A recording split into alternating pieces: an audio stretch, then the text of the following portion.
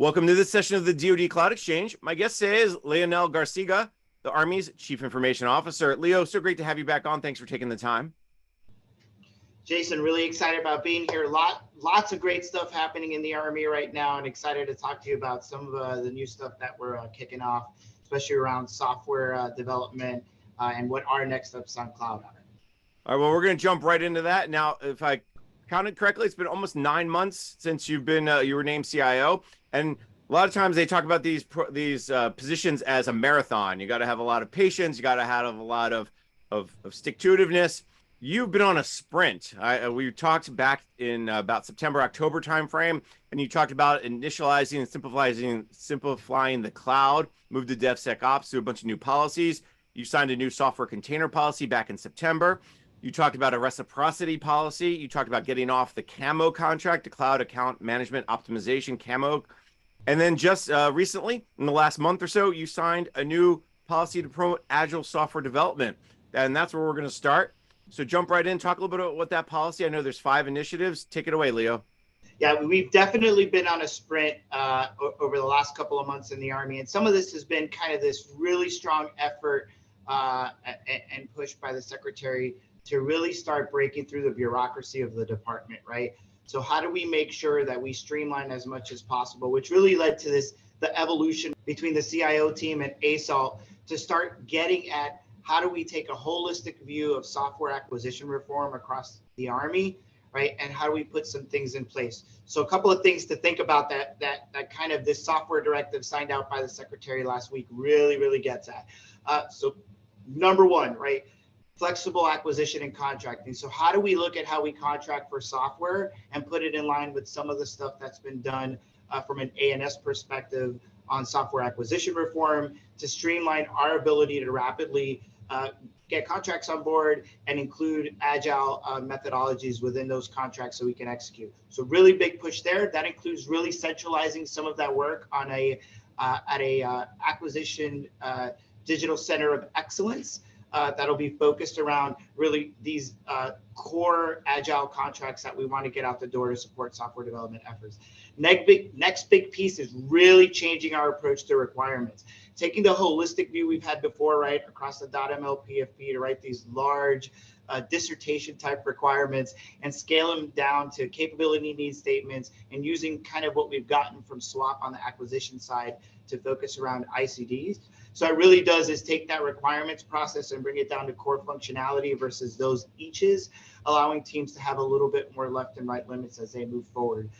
The next big piece is really going to be the streamlined policy piece.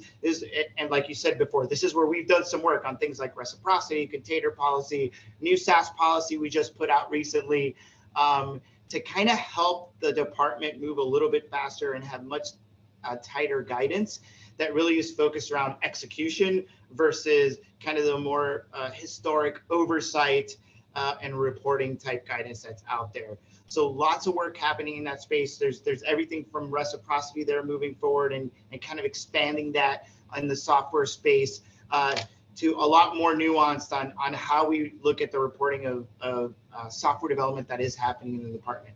And then the last one, which is a huge one, right, is talent management, right? So how across the Army do we work the talent management piece to really get those software skills and data skills up to snuff?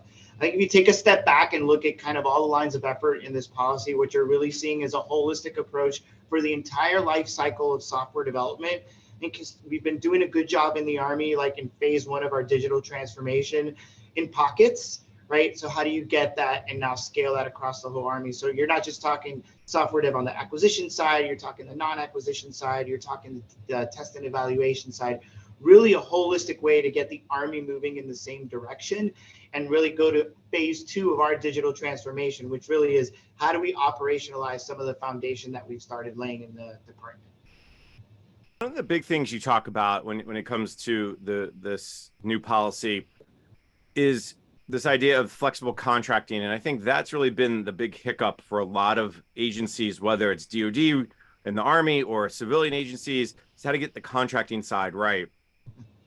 A lot of that is changing the culture, changing the mindset. It's not so much the process, like contracting is as flexible as you want it to be, I've always heard. what are you, and that relates back to that talent management piece. Talk a little about those two pieces, how they come together, because until you change, hey, I'm a contracting officer, I feel comfortable that it's not a big risk for me to jump into, oh, I'm going to pay by the drink or buy this in iterative development stages, right? I'm going to pay you as Leo and associates for 6 months and I'll pay you in 6 months again. How do you change that? Yeah, hey Jason, that's a great question. I think really teeing off what we did for cloud 3 years ago, which is like, can we get a cloud center of excellence just for contracting? So we assigned one of the Army contracting commands specifically to deal with how we were going to procure cloud. And what that let us do is centralize some of that expertise to streamline the process. I think what we're looking for software is in two steps, right?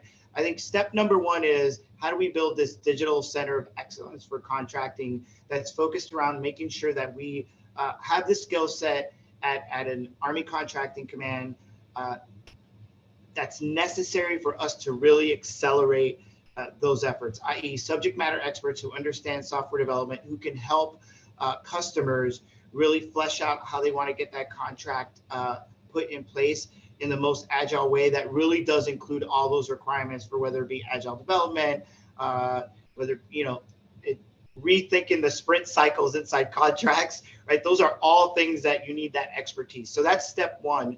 I think that the other piece to this, which is a step two that's happening simultaneously, is kind of our team in CIO standing up a very small cell, which is really focused on helping either big programs or really critical programs in the Army run through the wickets of a better software contract. So whether it's legacy stuff that we have that may need some shaping to get the right agile contract in place, to get the right task orders in place, we would kind of fall in and bring our expertise with some software development experts and some engineers to help the command and or the program really reshape their contracting efforts in coordination with the Center of Excellence for digital contracting. So I think there's a two-pronged approach we're taking, right? There's a white glove kind of approach for critical systems that are important ones, and then there's a everyday, operations that we're going to do at the Digital Center of Excellence. On the training side, there's kind of been some work already that's been prepped to do this. So we've been working for a while with the folks at one of our Army contracting commands to start building that bench. Part of that has been, taking some folks from around the Army who had that expertise who were supporting this, whether it be on the sustainment or acquisition side, and bringing them into the fold to give that lift. So I think we're in a really good spot on getting the workforce trained up in those specific areas. And again, right, I live in the real world. Right now, we're going to start small, right? We're going to pick some key things that we want to work on just to get some reps in, and then over time scale that. Same thing we've done with cloud, right? We started small, Cloud Center of Excellence. I think now we're going to be in phase 2 of that, where we scale out those lessons learned, and it really doesn't matter what ACC you go to or Army Contracting Command, you'll be able to get that benefit from them. Does that make sense? It does. And have you all decided yet where this Digital Center of Excellence will live? Have you picked that contracting command yet? It'll be the Army Contracting Command up at Aberdeen Proving Grounds. And then same thing with that cell you mentioned within the Army CIO's office. Has that been put together yet? Are you looking to build that up? Where are you with that? So we've started the process of building that cell up. We've actually kind of moved out a little bit quicker, right in front of the directive. There was some critical efforts out in some of our commands that they've asked for help, and they've needed that expertise. So we've already actually started bringing some of that expertise to bear from our team. We did do internally, we looked at, hey, where do we have the expertise? And we took some folks from ECMO. We've gotten some support from our cyber to really kind of reorganize ourselves to get that level of support and expertise out to the commands. I think the next step is a really important step is how do we do governance around that? We have a small team that does this for data right now with a very firm governance structure, and it moves really, really fast on data challenges. So I think we're going to do something very similar here, and that's the next step, and that'll happen over the next 30, 45 days. We're going to really codify that with a charter and start getting some of the official projects kicked off in that space. So, Leo, I'm going to try to get ahead of the questions that you're going to get from 101 vendors. You're going to obviously need vendor help with this because this is what they do. Have you made that decision yet? Are you using current or existing contract support? Do you even need contract support? Have you not figured that out yet? Where are you with that? Yeah, I think this is going to be a mix, right? At least from a CIO perspective, and what we're going to be delivering with our team. Right now, we are kind of doing this government only initially, just to get things kicked up as we lay out what we think our strategy is going to be and what level of contract support we're going to need. But that'll be coming. That'll be coming soon, right? We're again, right, like get the charter in place, like do some of these foundational things to get moving. I do think though on the question of like the questions that we are getting from our industrial based partners and just from partners out in the commercial space is what does this mean for us? And this is a part that I'm really excited about. I think, you know, the challenge with the traditional kind of contracting approach and some of what we've seen by not having that expertise in is that two different things. We alienate some of our more leading edge partners, i.e. because we're telling them to kind of go backwards to deliver. And I think that this is going to give some flexibility and some expertise so they can more healthily compete in the environment. And I think for some of the folks that have been supporting us a long time, our DIB partners who haven't had the opportunity to take that next step, this is really going to give them a landing pad to accelerate some of those efforts. And what I mean by that is, you know, the acquisition community has done a great job of training the PMs and getting the PEOs really up to speed on Agile. This now gets that kind of inculcated inside the contract, right? And now they're going to have both a contract and a government partner who understands the space that can help move them along. So this is going to be a really good place to be and really gets that together. Additionally, bringing in the test and evaluation folks into that conversation really and giving them some tasks that really gets them to integrate into that Agile process is also going to allow that whole life cycle, especially on the acquisition side, to really be solidified from birth to death. I think that's been our intent. And then on the non-acquisition side, right, we've got a lot of programs out there that are not under traditional acquisition oversight in a PEO, right? Major commands that are delivering great capability. It's going to give us the ability to bring that to bear and some of the agility that we're seeing on the acquisition side across the whole entire portfolio. I appreciate the explanation for the industrial base. I think there's always a question of, okay, where do we fit in this? We've been either A, asking the Army for years to do it this way, or B, we make a lot of money and do a lot of support just by bringing people. So I think understanding that side of it, at least you're thinking of it, is important. And I know we're here to talk cloud, and this is all part of the cloud discussion. But one last thing on the software, when you talk about metrics and what you'd like to see this turn into, it's great to have policy, it's great to put in the governance. But, you know, Leo, if we talk a year from now, 5 years from now, what do you hope the software process looks like at the Army? What is that North Star you're reaching for? Yeah, look, I think fundamentally to me, it's the front end and the back end of the process of delivery, right? The technical piece of delivering, you know, CI/CD and doing the DSO stuff, right? We all get excited about that because it's technology. I think if you read the software directive, there's the critical piece is that front end. How do we streamline the requirements piece, right? And how do we really focus around soldier developer teaming to get at our requirements to drive the delivery of a product? So that front end piece, you know, that's going to be my metric.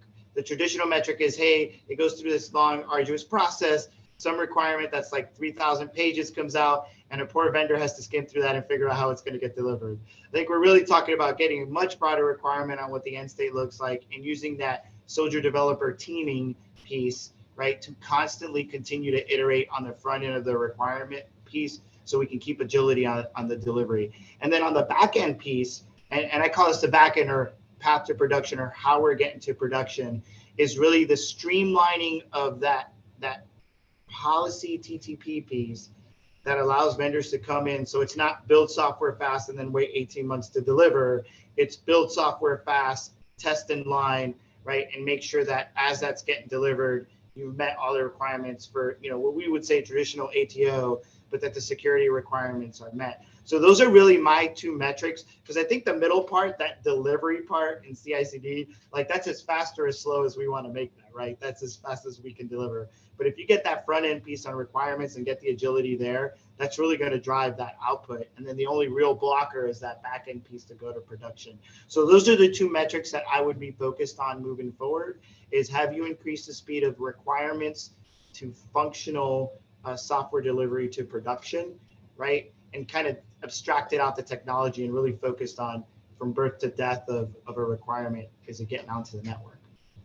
I've heard you and others in the military talk over the last of that soldier developer, that team. And I think that's been one of the big changes that I've seen over the last 3-5 years when it comes to this digital modernization.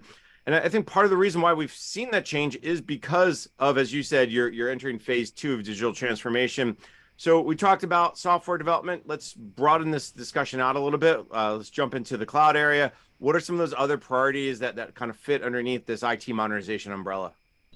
Yeah, so I'm gonna do a transition piece here as we talk about this before we get to like cloud infrastructure and our cloud service providers. So I think the first thing is this idea of really delivering these no-code, low-code platforms at scale. So part of that digital transformation and kind of that soldier developer teaming has been, we're just in a different place, right? I look at 5 years ago, and whether it be the Army or any of the other services, we really didn't have like, hey, here's some capability at an enterprise level that you can build within, where you don't have to worry about ATOs, you don't have to worry about all this oversight and governance from an IT perspective. You can just go build and answer your questions, right? I think one of the big things that we've done in the last couple of weeks is, the ASOL team and our team at CIO, we put a dual signed guidance memo out there that basically says, hey, these approved analytic platforms, like this is no code, low code, as long as you're building within their analytics visualizations, you don't have to worry about like working through the ATO process. It's already covered. You just have to work with whoever the PM is on configuration management. You don't have to worry about the IT overhead. I think that piece is really important, right? Because it crosses that bridge of what we're trying to do on the software development side, which I think is for much bigger projects and very kind of niche things.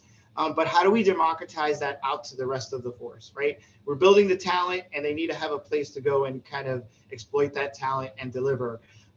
So we just put that out.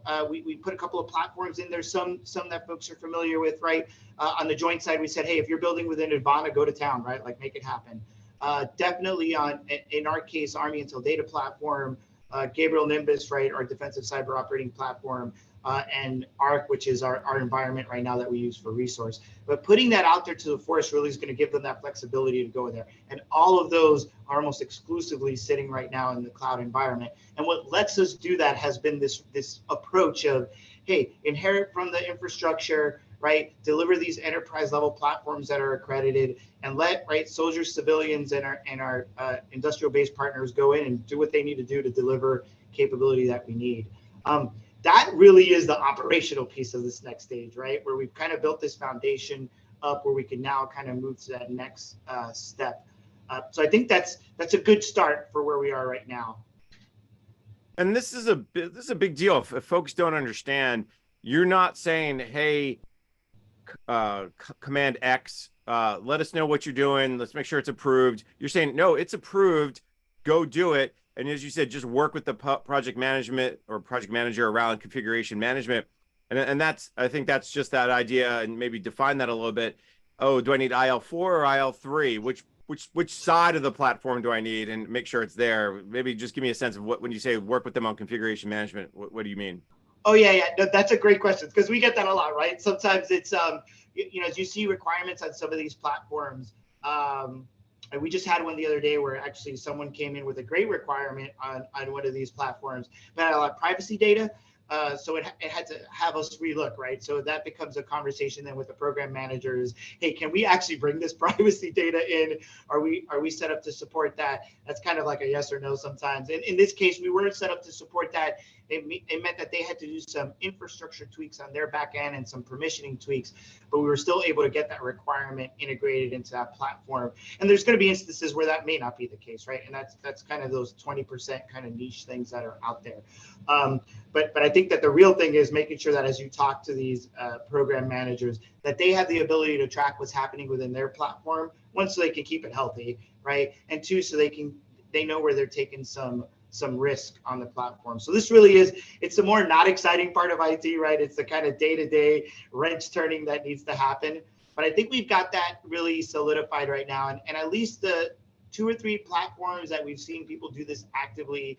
Army Vantage has been a great example where the PM has been a real leader in working through that ConOp. I think Gabriel Nimbus on the defensive cyber side, we've seen the exact same thing, right? A PM and a command really, come to the table and manage the configuration of the platform and tweak it as necessary to meet different mission needs to get at some outcomes. And the difference, of course, is when you talk about tweaking, it could be, as you made the example with the privacy data, it may be a day of tweaking or an hour or we're going to press this button instead of that button. And I know I'm simplifying it, but that's much different than, okay, you want to put something on my platform, let's go through the whole rigmarole, the entire ATO process, and then maybe you can get a yes in a month or 6 weeks or however long. And that leads me on the cyber side. You had to bring them in early, the cyber folks, Army Cyber. I'm sure you've had lots of conversations. How did you get them comfortable with this idea that, Command X can go use Gabriel Nimbus to do this type of analytics? I'm sure they had that. Well, I don't know, Leo, what kind of risk is this? What was that discussion like? Yeah, no, I think it was actually a very open discussion, right? I think all of us, the good thing with especially Army Cyber Command was they are the functional owner of the Gabriel Nimbus platform, right? So we had some reps under our belt, right? We spent the last 2-3 years really kind of taking this approach and streamlining it and working through what makes sense, what doesn't make sense, what are those guardrails that we need to put in place. So the good thing is that this didn't just happen overnight, right? There's been a lot of work in this space, and it's been done, I would say, individually by programs and functional areas. What we've really tried to do is streamline that and bring that all together to really tell the Army, hey, it's not just these 2 things or these functional areas. This is across the Army how we're going to do business. The good thing is that what that's really started a conversation is as we look at some of our next major acquisitions in this space for like Mission Command or some of the stuff that we're doing on the human resource side, everyone's now starting to think, wow, we really should focus on, kind of getting at the platform level, the ability to do this, to democratize how we let people access the platform and build on it in a smart way without doing what traditionally we've done, where instead of taking 1 or 2 systems and building functionality in, we end up building 5, 10, 11, 12, a million different systems to do the same thing from the bottom of the stack to the top. I think this really is a very different way of thinking of the problem. And from a cyber perspective, the feedback that we've received is almost every functional who's needed to use the platform, they've seen the success of having that all wrapped together.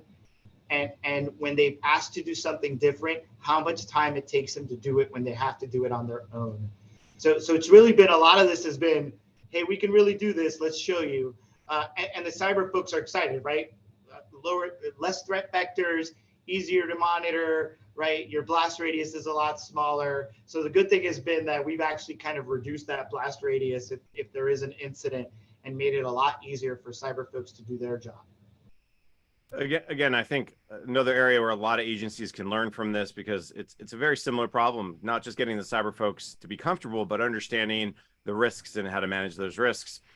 So new policy there. Let's move over. You mentioned also part of this is the cloud piece. So we're at the Cloud Exchange. Let's jump right in. Where are you today with kind of the transition to whether it's the JWCC or putting more workloads into the cloud? Give us an update. So I'll break that into 2 pieces. So at JWCC, we continue to work through the process. We're on the cusp here of getting 2 awards done. Definitely a learning experience, right? How do we streamline the process in the Army and work with the team at this and hack to get that in a way that makes sense? So we're still doing a lot of iterations on that. We're excited. We've given DISA some feedback on what we think actually JWCC 2.0 looks like based on our experience here. But we continue to use kind of this mix of C2E on the Intel side and for some workloads, and definitely Camo for our unclassified workloads and our existing workloads as we really get that footprint set up in JWCC. So we continue to make progress, right? I wish the process was faster. Trust me, every day I'm like, why aren't we done yet? But we're moving through the process as it stands right now and making a lot of forward progress in that space. I think workloads, I'm super excited. So a lot of things happening in the Army right now. Definitely a lot of lessons learned from the last 3 years in cloud. And what that's really done is we've been able to take a tactical pause over the last couple of months and reevaluate our delivery model and really focus on what I'll call Sea Army 2.0, right? So I think kind of like most traditional folks and enterprises, big move to the cloud, we raced in some areas, we made some mistakes, right? We did some things that made sense at the time that don't make as much sense now. And as new cloud services have become available in the regions across all our CSSPs, it's really caused us to rethink some of the technical work that's been done.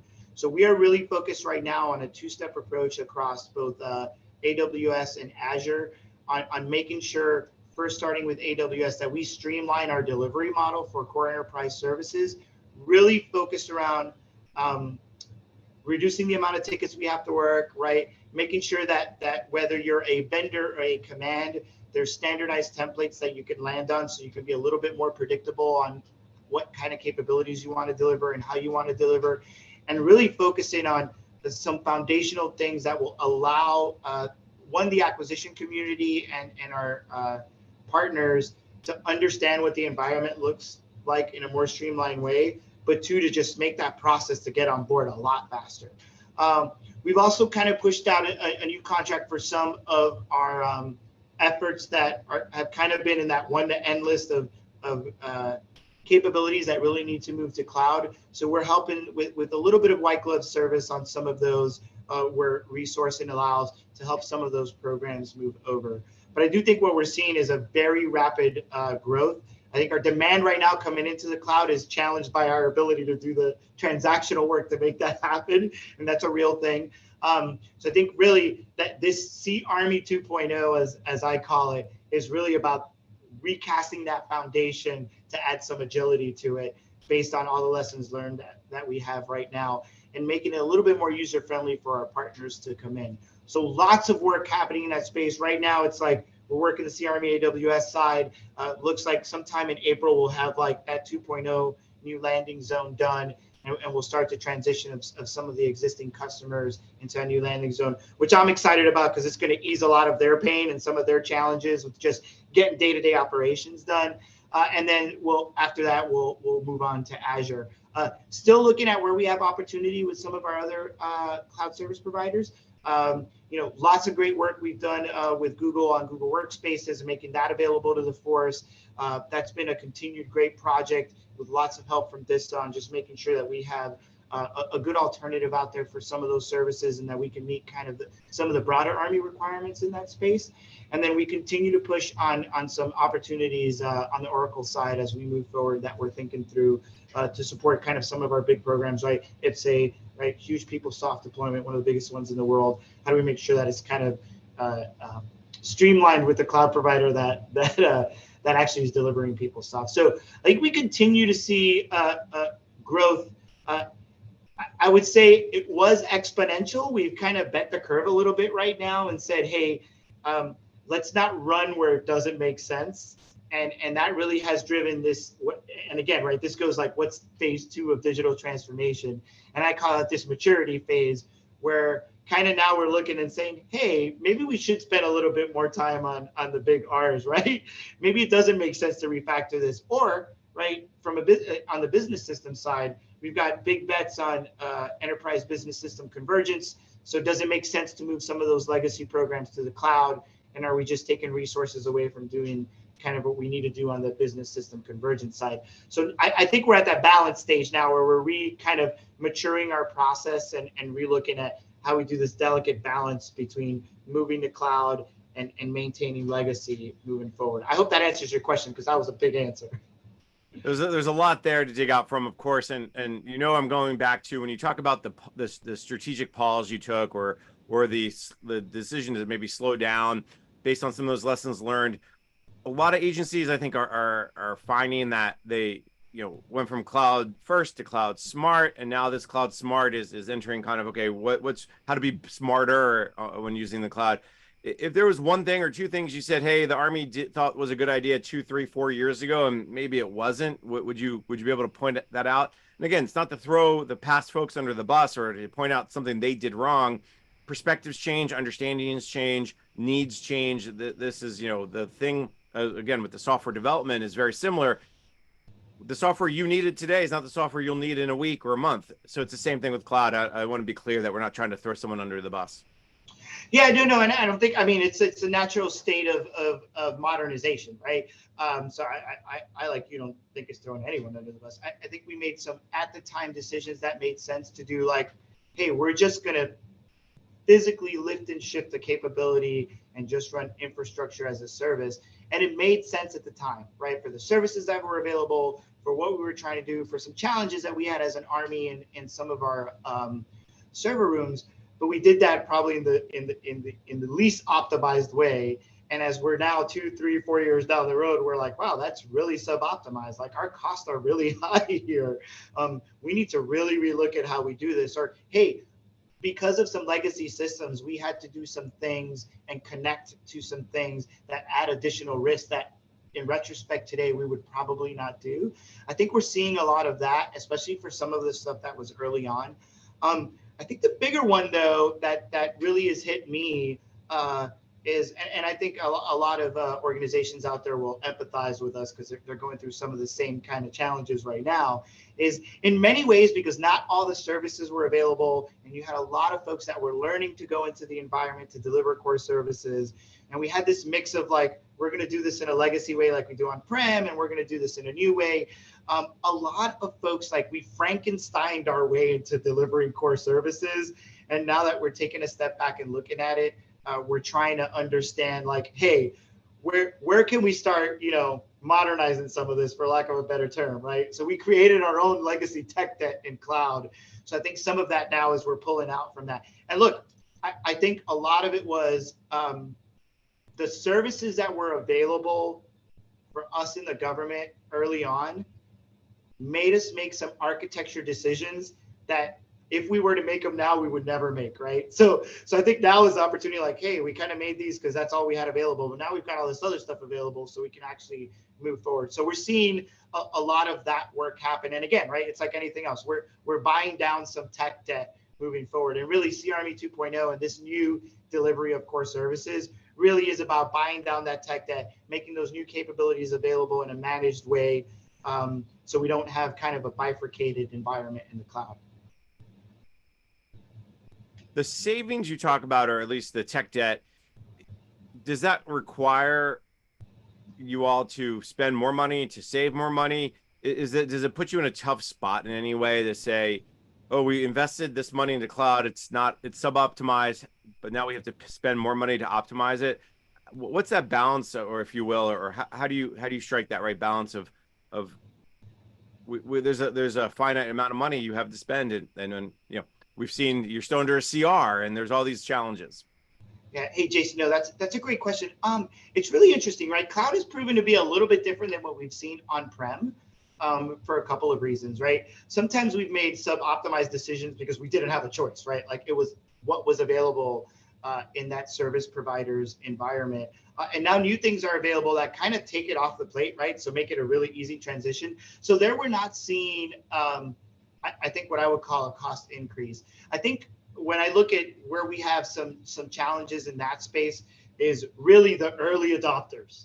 The early adopters that were lift and shift and just kind of, use the cloud service provider as, not managed by me server room. That's where we're seeing some of the bigger challenges, because there we're really talking about kind of step one in cloud today, which is like, well, have we refactored our capability to deploy in the cloud? So I think that there we're seeing a lot of balancing act work that we have to do as an Army to figure out what makes sense. And look, it's like anything else. Some stuff is kind of low hanging fruit. We know what that looks like, right? And we know we can move there, and it's not a big investment. I think some of our bigger programs that moved really early, we're doing a very deliberate look at, does it make sense to actually modernize, right? Do we have a different way to look at delivering, or will we accept the risk, especially if it's a business system and it's going to be covered under the Enterprise Business System Convergence Plan? Do we take the risk for the next couple of years, right, with the high payoff being focusing on the convergence piece, right? And this will trade itself out of the environment anyways. So I think that's the conversation we're having now, which is, it's actually a good place to be, because we're in in the initial throes of the enterprise business system convergence piece, and it's given us some room to reprioritize what we need to deliver first, based on the calculus that we're doing for some of the legacy stuff that we may have moved into cloud. But to your point, it's a very complex space, right? And it's like there's not a one size fits all. There's a lot of eaches here and a lot of like individual things. But I will tell you that the folks that have come on in the last 2 years have been a little bit more modern, and that has been a really easy transition where we're not seeing like, hey, we need a lot of resources to make this happen. They're almost there anyways, so we've seen that a lot easier to do. Have you had discussions or even taken action to move things that were in the cloud back on-prem just because the cost was cheaper, because it just made more sense? I don't think we've done that yet. I do think that we had some stuff that we had on the list to go to cloud that just based on where we are in the story with other investments, we've made a conscious decision to keep them on-prem. That has happened. And just thinking through the portfolio right now and conversations we've had, I don't think there's any things that we're looking at that. I would say, if anything, there's things that we're kind of saying that we're looking at it from this perspective. We have like web applications that we're hosting right now inside Azure and AWS. Maybe we need to transition those to Defense Media Agency, right? Like, let's go do that. And that would be going on-prem, right? And I guess their next generation going in cloud. So there are kind of some transactional stuff that we're looking at work like that. But I don't think there's any significant program where we've said, hey, we're going to go back on-prem yet. Yeah. Always be sure to add that in, because things change tomorrow. All of a sudden, things could change. I get that, and I appreciate it. I think a lot of the cost of data, the cost, again, ingress, egress costs, I've heard that from a lot of CIOs, is that's really sometimes made a decision that, okay, maybe it didn't make sense to lift that and put that in the cloud. Maybe it did 10 years ago, but today the costs are too high and we're going to bring it back in-house. And I know, obviously, it matches with the goal of getting rid of as many data centers as possible. I don't think any of the CIOs that I speak with ever say we're going to get rid of every data center. Most say we'll have one, maybe two. So I'm sure the Army is in the very similar situation. I want to talk about the Sea Army 2.0. You mentioned that's going to be at least phase one of that will be rolling out maybe in April timeframe.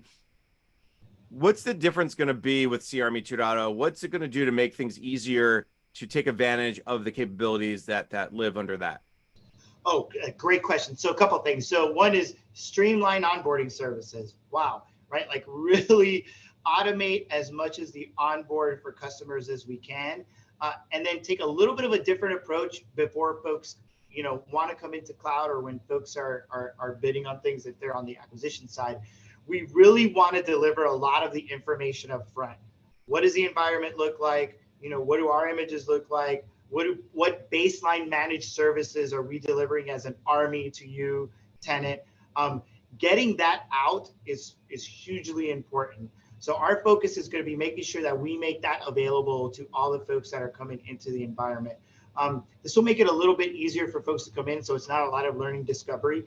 We're also finding that a lot of our tenants that are coming in new, a lot more work has been done to put cloud stuff in their contracts. They have expertise in their PM offices and in some of the commands. So folks are coming in much more prepared. So what we're trying to do is make sure that we can meet them halfway on that preparation and say, hey, look, here's what it looks like from baseline. Look, with an understanding that that'll probably handle 80% of our customers, and then there'll be that 20% that has special needs, or there's just requirements that won't allow us to deliver core services in a standardized way that they can leverage. So that's one. It is really getting that out and making that available and standardizing that across all of our cloud environments. The streamlining of the process really is and that's just the bureaucracy of how we do things, right? Is making sure that we have a much more automated way to bring people in to the environment.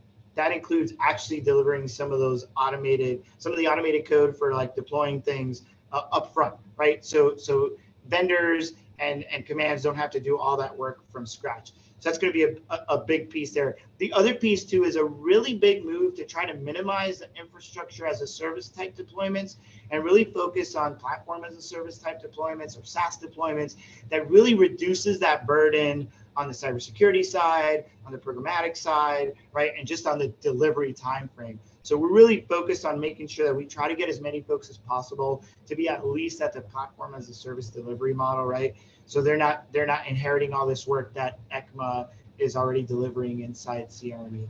And look, I think the last piece is a lot of the automation and simplicity that we're trying to bring architecturally on the foundation really means less tickets to get things done, right? You know, if you want to deploy a new service, it's not like a 3-week science project with 22 tickets, right? And again, this is where I say, when we Frankenstein stuff, you make it really hard to execute.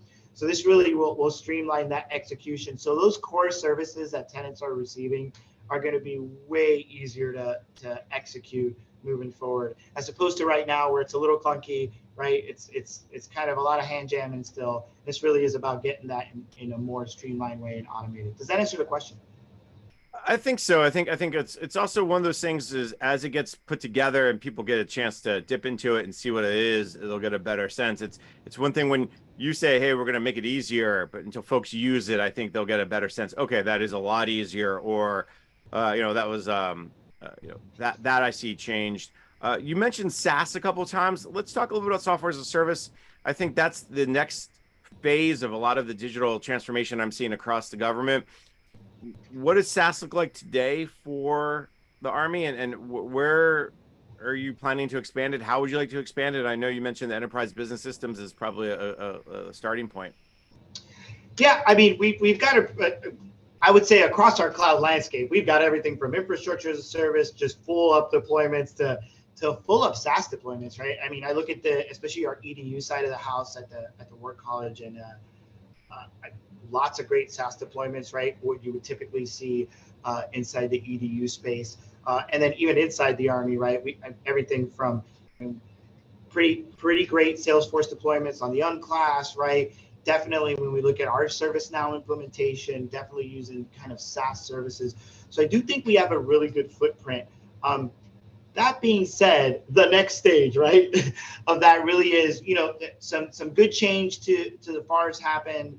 And I think that just due to the continued cybersecurity concerns on how we in the government integrate with some of these SaaS providers, I think what we're seeing is what's that next step and how we make sure that the right security data is being made available to our cyber defenders, right? Because we are part of that ecosystem, right? And we do have a responsibility for that data. So right now, what I'm seeing is what does that next generation look like on how we are going to write service level agreements with some of these SaaS providers moving forward, specifically around 2 areas. One is incident response, and the other one is going to be our expectation on what data needs to be delivered to the government from a logging perspective for cybersecurity. We've taken a kind of a first approach of that inside the Army with some initial guidance on our expectation on folks that are contracting for SaaS. Our next step is in coordination with our cyber and C5ISR Center, our CSSP. We're going to work on what do we think the logs need to look like to standardize that across the Army to say, hey, at a minimum, if you're going to do SaaS, this is our expectation of what's going to be delivered. I do think that's a maturing space still, right? And the 3 areas that it's maturing is, right, it's the incident response piece, the cyber piece, and the last piece that I think is still, we'll see what it looks like long term, is what our contract and acquisition strategy for SaaS looks like. I think we make it sound very easy, but as we look at JWCC, how it's set up, even C2E, is what is our kind of approach going to be, especially where there's opportunities for some of our SaaS vendors to deliver at an enterprise level, where they're going to have one-to-end organizations sitting on there. I think there's still some work we need to do across the DoD to understand what that looks like and how we share some of that work. You mentioned service level agreements. Have you also had any discussion around software bill of materials, software attestation? That's another big piece to SaaS, and I think we're seeing obviously a push from the White House, and NIST has and CISA has put out a new policy for civilians. Has the Army also started to look at, okay, where does that fit into the SLAs or the broader discussion? Oh yeah, for sure. It is a continuing conversation between our team and ASALT on what that looks like long term. I think where we're seeing a lot of that work really move forward is going to be the folks that are kind of already doing CI/CD work. And if you look inside the software directive, that's one of the streamlined processes that we're looking at. is how do we make sure we put some guidance out there. So you'll see a lot more over the next 3 months coming out from us in that space. I think the other space also in the same vein is large language models. What are you doing for cybersecurity there? I mean, there's like we've got a lot of guidance work that's in the hopper right now, and we're kind of all like we're trying to row together. We're trying to work like we know folks want to leverage the technologies. We want to enable them to leverage the technologies. So we want to get at least an 80% guidance solution out to shape that. With an understanding that we've got, CDAO working on stuff too. We've got NSA working on stuff. We got a lot of folks working on what the guidance is going to be. So we're trying to meet them halfway in the middle. I think SaaS falls in that same bucket, right? It's like we're all moving fast, but we're all trying to just shape that guidance with an understanding that, look, hey, we're going to put some 80% guidance out and not cover the entire gambit. We're going to have some holes in our swing, but as we work with the rest of the department and the IC and inside the federal space, I think we'll continue to tweak what that looks like. I wish I had an answer today, on a lot of these. Well, you've as we started the discussion off, Leo, you've been on a sprint for the last 9 months. It sounds like that sprint is going to continue. So before I let you go, I always like to, we've hit upon a ton of different topics. We hit upon the software policy, cloud. We talked about a lot of the other things that are in process, CArmy 2.0. Digital transformation 2.0, that's where you kind of begun, and this is all part of these processes. What do you want? What's the message you want to make sure you get to vendors, to other folks in the Army? We know that they're important. We know that they work hard. But when it comes to digital transformation, IT modernization, you call it like you will, what's that last message you want to give in the last minute or so we have together? Yeah, no, I think I will stick to what I said from when I started this job. Like, if it's a policy challenge, if it's an SOP challenge, I'm the guy with the pen. Like, help me fix that, right? If you've got lessons learned inside industry or in the commercial space, like bring those SOPs, bring those policy over, bring those guardrails over, right? Let's put it on paper. Let's get it signed out. Don't let that be prevent us from delivering, right? I think that's the big thing that I keep pushing is instead of saying, hey, policy doesn't let me, this is what the policy should say, and let's get it signed out, right? Like let's work through the friction and get that done. I continue to tell folks like that's where we need the most help is to make sure that we get that alignment done. Because right now you've got someone who likes moving really fast, and I'm willing to underwrite a significant amount of risk when it makes sense. So we really need help on those lessons learned, especially in the commercial space, to bring that in a smart way so we can actually move out and don't become the impediment to delivery. That is the best advice I think I've heard a CIO give in a long time. Don't let me reduce the friction. Let me reduce the policy. Let's fix this together. So, hey, you're doing great work. I really appreciate your time, but we are out of time for this session of the DoD Cloud Exchange. So let me thank my guest. Leo Garciga is the Army's Chief Information Officer. Leo, it's always a pleasure to catch up with you. All right, Jason, great being with you again. I'm Jason Miller, and you're watching Federal News Network. Now let me send you back to the studio for more from the DoD Cloud Exchange.